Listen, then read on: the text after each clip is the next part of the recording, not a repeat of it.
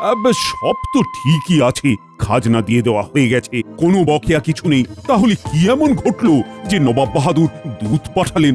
একটু পরেই চক্ষুকর্ণের বিবাদ ভঞ্জন হয়ে যাবে, আপনি উতলা হবেন না।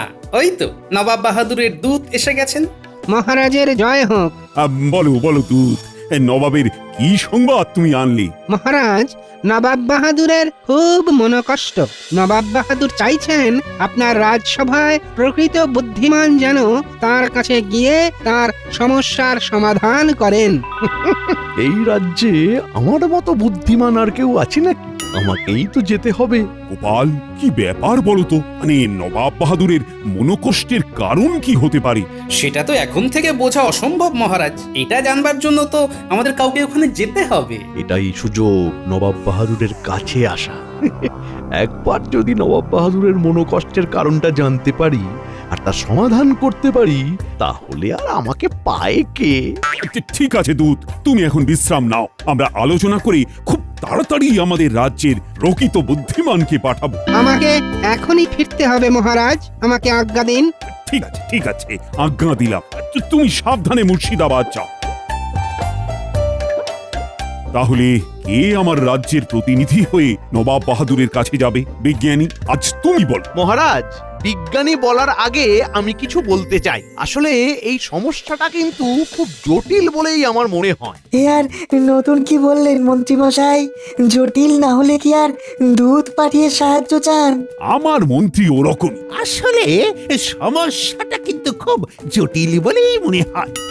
যেন নতুন কিছু বলছো। বলো বলো, তাড়াতাড়ি বলো, তুমি কি বলতে চাও? আমার মনে হয় আমি মন্ত্রীমশাইয়ের কথার ভাবটা বুঝতে পেরেছি। মহারাজ, মন্ত্রীমশাই এই সমস্যাটা সমাধান করতে চান, কি তাই তো? ওরে বাবা, তুমি তো সাংঘাতিক মানুষ, মনের কথা পট করে জেনে ফেলছো। এটাই তো অভিজ্ঞতা মহারাজ, অভিজ্ঞতাই তো আমাকে পরিপক্ক করে তুলেছে। নিন মন্ত্রীমশাই, আপনি আপনার মনোবাসনা মহারাজকে জানান। হ্যাঁ, ছেড়ে কাশো। হ্যাঁ মহারাজ, আমি আপনার মন্ত্রী। আমি ছাড়া এই সমস্যার সমাধান করার মতো আর কেউ নেই। ঠিক আছে, তবে তাই হোক। কাল তুমি নবাব বাহাদুরের দরবারে চলে যাও আর সমস্যার সমাধান করে চলে এসো। যথাজ্ঞা মহারাজ। আমি অনেক কিছুই করতে যাব, এই অপমানগুলো আমার সব মনে থাকে। কাজটা কি ঠিক হলো গোপাল? মন্ত্রীমশাইয়ের বুদ্ধির উপর আমার কোনো কালেই বিশ্বাস ছিল না, আর আজও নেই। মন্ত্রীমশাইয়ের মাথায় বুদ্ধি নেই মোটে, কুবুদ্ধি ভরা মাথা নিয়ে মুর্শিদাবাদ ছোটে। কি গোপাল, চুপ করে কেন? কিছু বলো। মহারাজ কিন্তু তোমাকে চেয়েছিলেন, তুমি গেলেই মহারাজ খুশি হতেন বেশি। কে বলেছে আমি যাব না? আমি ভেবে নিয়েছি আমাকে কি করতে হবে। ও বাবা, গোপালের হয়ে গিয়েছে ভাবা, তাহলে কেন মন্ত্রী বাড়ালো থাবা? মন্ত্রীমশাইয়ের মনটা আমি পড়ে নিয়েছিলাম আগে ভাগেই। উনি যে প্রবল বুদ্ধি ধরেন সেটা তো দেখাতে হবে। আমি একটু দেখাবার সুযোগ করে দিলাম। আমি আবার মহারাজের কাছে যাব এবং আমি যে লুকিয়ে মুর্শিদাবাদে যেতে চাই সেটা মহারাজকে জানিয়ে আসব। লুকিয়ে মানে? ছদ্মবেশ ধরে। বাহ, এটাই তো আমরা চেয়েছিলাম। সেটা আমিও বুঝেছিলাম, তাই তো আমি তোমাদের সাথে আমার মত বিনিময় করলাম। আমি যাব, তবে গোপাল হিসেবে নয়, একেবারে ভিন্ন রূপে, ভিন্নভাবে। ছদ্মবেশ ধরে গোপাল যাবে দরবারে, মন্ত্রীমশাইয়ের কুবুদ্ধি যাবে ছাড় খাড়ে। মহারাজ, আপনাকে খুব চিন্তাগ্রস্ত দেখছে। কি হয়েছে মহারাজ? একটু অন্যরকম ঝামেলা এসে পড়েছে। কি এমন ঝামেলা যেটা মহারাজকে এতটা চিন্তায় ফেলেছে? নবাব বাহাদুরের দূত এসেছিল। নবাব বাহাদুর বার্তা পাঠিয়েছেন যে তিনি খুব মনোকষ্টে আছেন। মনোকষ্টের হেতু? সেটা উনি কিছু বলেননি, শুধু বলেছেন যে আপনার রাজসভার প্রকৃত বুদ্ধিমানকে পাঠাতে। ব্যাস, আর কি চিন্তা মহারাজ? আপনার কাছে তো গোপাল আছে, পাঠিয়ে দিন গোপালকে। ভেবেছিলাম তো তাই, কিন্তু আমার মন্ত্রীটা সব কিছু একেবারে ঘেঁটে দিল। বুঝেছি, আপনি নবাবের মনোকষ্ট কমানোর জায়গায় আরো বাড়িয়ে দিলেন। তাহলে তো চিন্তার বিষয় আছেই। রানীমা, গোপাল দাদা আপনার সাথে দেখা করতে এসেছে। নিন, আপনার মুশকিল আসান এসে গেছে। দেখুন কি বলতে এসেছে আমাদের গোপাল। দাসী পাঠিয়ে দাও। মনটা কিরকম হালকা হয়ে গেল গোপালের আগমনে। রানী, তুমি তো জানো না, গোপালই তো মন্ত্রীকে পাঠাতে বলল। নিশ্চয়ই এর মধ্যে গূঢ় বিষয় আছে। প্রণাম মহারাজ, প্রণাম রানীমা। একটা কথা নিবেদন করার জন্য আপনাদের দুজনের সাথে দেখা করতে এলাম। এই রাতে না দেখা করলে তো আর সময় পাবো না মহারাজ। তার মানে তুমি কি কোথাও যাচ্ছ নাকি? এই আমাকে একটা বিপদের মধ্যে ফেলে তুমি আবার কোথায় যাচ্ছ? কোথায় আর যাব মহারাজ, ভাবছি অন্যরকম বেশ ধরে মুর্শিদাবাদ যাব। তুমি মুর্শিদাবাদ যাবে? তবে আগে বললে না কেন? মন্ত্রীকে পাঠিয়ে দিলাম। মন্ত্রী মশাই যাক না, উনি ওনার মতো কাজ করবেন আর আমি আমার মতো কাজ করব। আমি একদিকে নবাব বাহাদুরের মনোকষ্টের কারণ জানবার চেষ্টা করব, অন্যদিকে মন্ত্রী মশাই কি করছেন সেটার দিকেও একটু চোখ রাখবো। তুমি কি পরিচয়ে সেখানে যেতে চাও গোপাল? মনোকষ্ট যখন তখন আমি মনোবিজ্ঞানী। নবাব বাহাদুরের মনোকষ্ট জানবো আমি মনোবিজ্ঞানী হয়ে। তুমি জয়ী হয়ে ফিরে এসো গোপাল। এই যে প্রহরী, গোপালকে নিয়ে খাজাঞ্চির কাছে যাও। গোপাল, তুমি খাজাঞ্চির কাছ থেকে রাহা খরচ হিসেবে 100 মোহর নিয়ে নেবে। যথাজ্ঞা মহারাজ। প্রণাম রানীমা।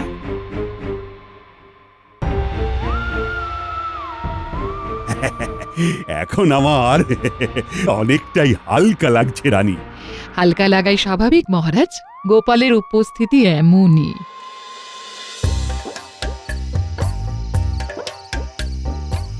গিন্নি গিন্নি, খুব তাড়াতাড়ি খেতে দিয়ে দাও, কাল খুব ভোর ভোর যেতে হবে বুঝলে। কোন চলে যাবে শুনি?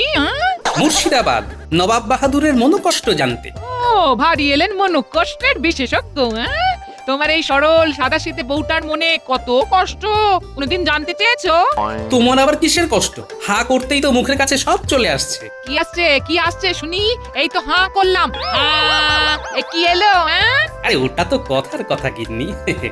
আমার কথা হলো, কোনো কিছুর অভাব আছে তোমার? তোমার স্বভাবটাই তো এখনো বুঝতে পারলাম না গো।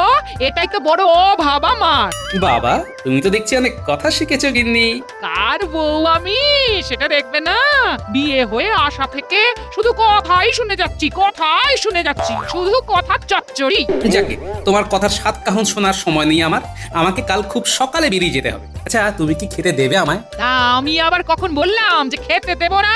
হাত পুড়িয়ে রান্না করেছি, নিজে খাবো বলে হাত মুখটা ধুয়ে এসো, খেতে দিচ্ছি। শুনে আমি খুব কৃতার্থ হলাম। তুমি খাবার বারো, আমি আসছি। কি কথা শুনলাম গো, কি কথা শুনলাম? নবাব বাহাদুরের মনের কষ্ট মেটাতে হবে, যে কিনা নিজের বউয়ের মনটাই বুঝতে পারলো না। বুঝতে পারছি, আমার আর কিচ্ছুটি হবে না। বুঝে গেছি।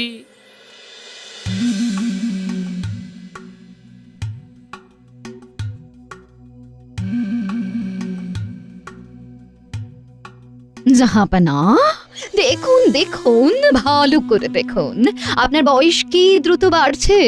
কাল অবধি আপনার 2টো দাড়ি পাকা ছিল, আজ আবার একটা দাড়ি পেকেছে। এর মানে কি বুঝছেন জাহাপানা? এর মানে আর বুঝতে হয় নাকি? আমি খুব দ্রুত বুড়ো হয়ে যাচ্ছি। তোমার কড়া চুল পাকলো বেগম? ওই একটাতেই থেমে আছে জাহাপানা, আমার বয়স থেমে গেছে, আর বাড়বে না। আরে আমার বয়স বেড়েই চলেছে। না না, বয়সকে বাড়তে দিলে হবে না। পাকা দাড়িকে এবার কাঁচা করব। ও, কালো রং করে কাচাবেন জাহাপানা? তাতে কি? আমি তো আপনার আয়না। আপনি যতই কাঁচান আমার কাছে আপনি বুড়ো। আর আমার একটা চুল মোটে সাদা, এক ঢাল কালো চুলের মাঝে, আর আপনার তিনটে দাড়ি পেকেছে। যেভাবে এগোচ্ছে খুব শিগগির আপনার পুরো দাড়ি কালো থেকে সাদা হয়ে যাবে জাহাপানা। আর কাটা ঘায়ে নুনের ছিটে দিও না। যেদিন আমার একটা চুল আপনি পাকা দেখলেন তখন আমাকে কি বলেছিলেন জাহাপানা? ভুল হয়ে গেছে, গোস্তাকি হয়েছে। সেদিন আমাকে বুড়ি হয়ে গেছে বলে টিপ্পনি করেছিলেন, আর আজ দেখছেন তো আপনার গুনাহের সাজা কেমন উপরওয়ালা দিচ্ছেন। প্রতিদিন আপনার একটা করে দাড়ি পাকছে জাহাপানা। না, বেগমের সামনে থেকে আমার চলে যাওয়াই উচিত। আমি চললাম। উজির, আমি খুব দ্রুত বুড়ো হয়ে যাচ্ছি। আমার কি হবে? এ তো ভারী অদ্ভুত ব্যাপার, প্রতিদিন ঠিক একটা করে দাড়ি পাকছে কেন?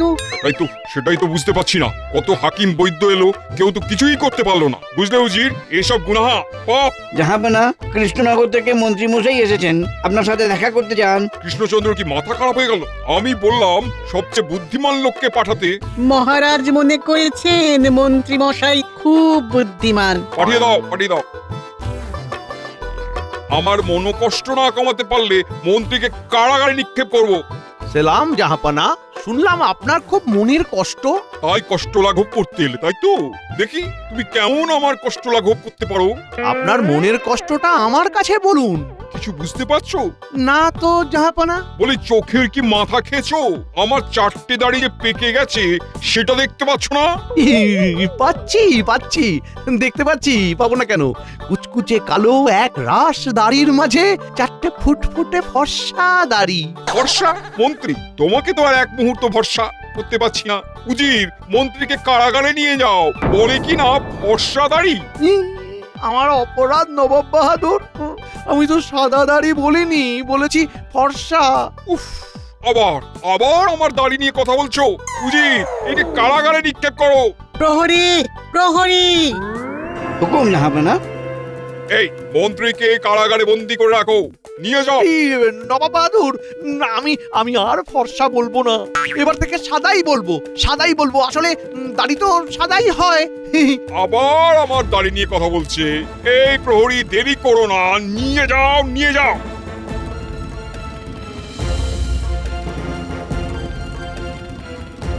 দূত, তুমি এক্ষুনি কৃষ্ণনগরে যাও। কৃষ্ণচন্দ্রকে বলো মন্ত্রী নবাব বাহাদুরের মনোকষ্ট আরো বাড়িয়ে দিয়েছে। তাই নবাব ভয়ানক রেগে গেছেন। এর ফলে অনেক কিছু করতে পারে। আজ 4টে হলো, কাল আবার একটা হবে, পরশু আবার একটা। উফ, এইভাবে আমার সব কাঁচা দাড়িগুলো সাদা হয়ে যাবে, আমি বুড়ো হয়ে যাব। তারপর একদিন উপরওয়ালা আমাকে উপরে টেনে নেবেন। হায়, কেউ নেই যে আমার এই মনোকষ্টকে লাঘব করতে পারবে।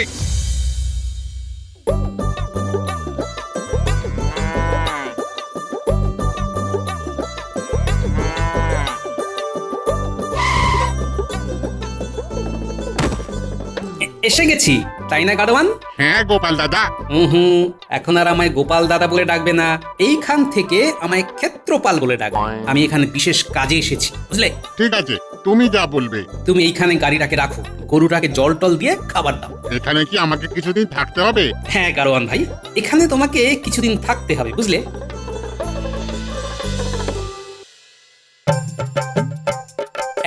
এই নাও 10টা মোহর নাও, ভালো করে খাওয়া দাওয়া করে বিশ্রাম নাও। আর কেউ জিজ্ঞেস করলে বলবে এটা ক্ষেত্রপালের গাড়ি, উনি নবাব বাহাদুরের সাথে দেখা করতে গেছে, মনে থাকবে।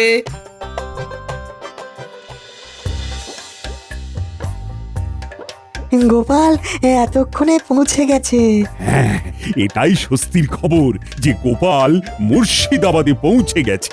মন্ত্রী মশাইও ওই একই বিষয় নিয়ে নবাবের দরবারে গেছেন। এতে কোনো জটিলতা হবে না তো?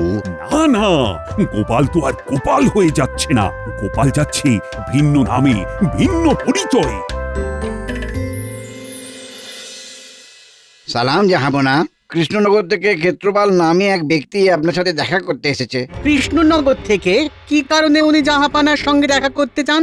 উনি জাহাপানার খবর শুনে জাহাপানার সাথে দেখা করতে এসেছে। আমার খবর শুনে পাঠিয়ে দাও। জয় হুকুম জাহাপনা।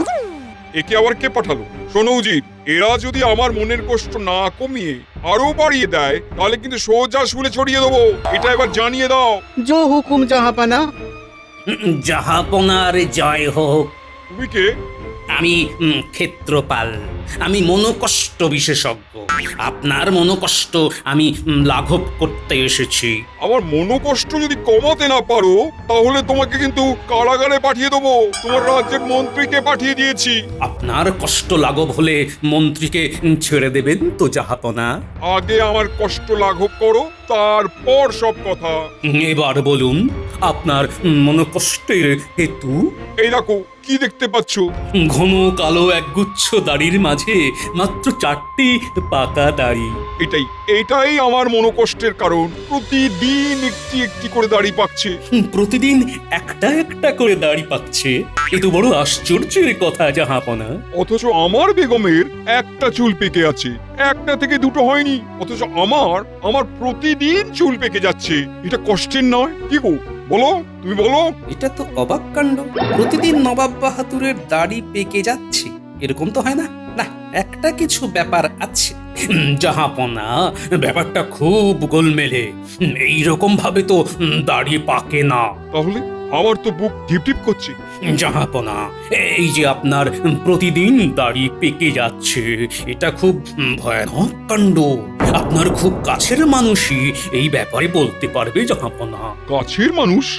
এমন কাছের মানুষ যার সাথে আপনার রাত দিন রাত ওঠা বসা, মান অভিমান, রাগ অনুরাগ তার সাথে ভাগ করা। এইরকম কাছের মানুষের সাথে আমার একটু কথা বলা প্রয়োজন জাহাপনা। এইরকম প্রিয়জন তো একমাত্র আমার বেগম। ও তুমি আমার বেগমের সাথে কথা বলতে চাও?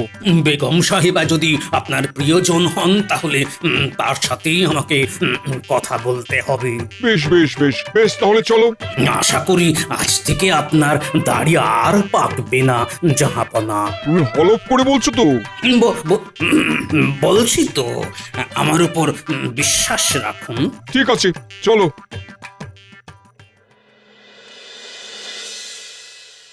কি ব্যাপার প্রহরী? নবাবের দূত আপনার সাথে দেখা করতে চাইছেন। আবার কি হলো? যাকে ডেকে আনো। মহারাজের জয় হোক। বলো বলো দূত, কি খবর? নবাব বাহাদুর এখন কেমন আছেন? জাহাপানার মন আপনার মন্ত্রীর কথা শুনে আরো খারাপ হয়ে গেছে মহারাজ। নবাব বাহাদুর খুব রেগে গেছেন। এটা বলবার জন্যই আমি এসেছি। আমার বলা হয়ে গেছে, এবার আমি চলে যাব। আমার মন্ত্রী আবার কি বিপত্তি ঘটালো? দেখলে দেখলে মন্ত্রী আমার কোনো জায়গায় গিয়ে একটু ঠিক কাজ করে আসতে পারে না। এখন গোপালই ভরসা।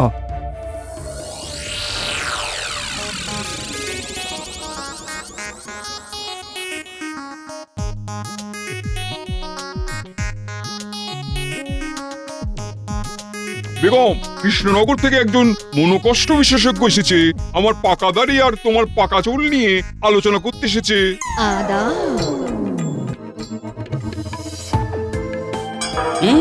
আমি যা ভেবেছি তাই। ডান হাতের তর্জনীতে সাদা রং লাগা। ধরে ফেলেছি বেগম সাহেবা। সেলাম বেগম সাহেবা। বেগম, এই ক্ষেত্রপাল যা জিজ্ঞেস করবে ঠিক ঠিক জবাব দিও কিন্তু। ঠিক আছে জাহাপনা, বলো তুমি কি জানতে চাও? জাহাপনার 4টে পাকা দাড়ি দেখে আপনার খুব আনন্দ হচ্ছে, তাই না বেগম সাহেবা? আমার যখন একটা চুল পাকা দেখা গেছিল তখন তোমাদের জাহাপনা ধরাকে একেবারে সরা দেখেছিল। দেখুন এবার কেমন লাগে, সব ওপরওয়ালার সাজা। জাহাপনা, আমি যা বুঝবার বুঝে গেছি। আপনার এই সাদা দাড়ি 1 মাস পরে আবার কালো হয়ে যাবে। তাই নাকি? তুমি সব বুঝে গেছো ক্ষেত্রপাল? বাবা। হ্যাঁ, আরেকটা কথা মাথায় রাখবেন, ভুলেও এই 1 মাস এই ঘরে রাত্রিবাস করবেন না। আপনি একদম একা একটা ঘরে দরজা বন্ধ করে শুয়ে থাকবেন জাহাপনা। এই রে, এই লোকটা কিরকম উল্টে পাল্টে দিল। আসলেই সব সমস্যার সমাধান হয়ে যাবে? হ্যাঁ জাহাপনা, আমি এবার খুলে সব কিছু বলি। হ্যাঁ, সবকিছু খুলে বলো। বেগম সাহেবা, আপনার ডান হাতের তর্জনীতে সাদা রংটা কিসের? সাদা রং? লুকোবেন না, একদম লুকোবেন না। কেন, আমার আঙুলে কি আছে? ওই আঙুলে যে সাদা রংটা আছে ওটাই তো রোজ রাতে নবাব বাহাদুর ঘুমিয়ে পড়লে দাড়িতে লাগিয়ে দেন। কেউ পাকা চুল ঢাকতে কালো কলপ করে, আর আপনি জাহাপনার কালো দাড়িতে সাদা রং লাগিয়ে দাড়ি পাকিয়ে দেন। ঠিক কিনা বেগম? এইসব তোমার কাজ? হায়, তুমি আমার বেগম হয়ে আমাকেই বুড়ো সাজিয়ে মজা দেখছো? ক্ষেত্রপাল ক্ষেত্রপাল তুমি ধন্য ধন্য তোমার চোখ। নবাব বাহাদুর, এইবার আমাদের মন্ত্রী মশাইকে মুক্তি দিন। তুমি কে? তোমার গলার স্বরটা চেনা চেনা লাগছে। আমি গোপাল নবাব বাহাদুর। আহা আহা, আমি তাই ভাবি গোপাল থাকতে কৃষ্ণচন্দ্র মন্ত্রীকে পাঠাবে কেন?